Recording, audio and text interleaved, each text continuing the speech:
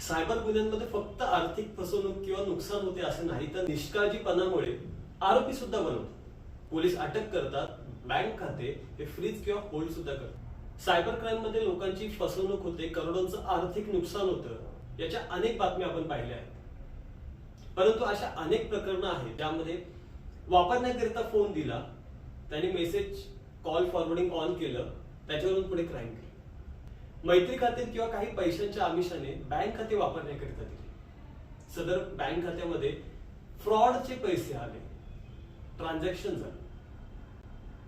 आधार card किंवा pan कार्डची माहिती मिळाली, त्याचा पुढे गैरवापर केला. ज्या खात्यावर पैसे पाठवतो ते मला कॅश मध्ये दे.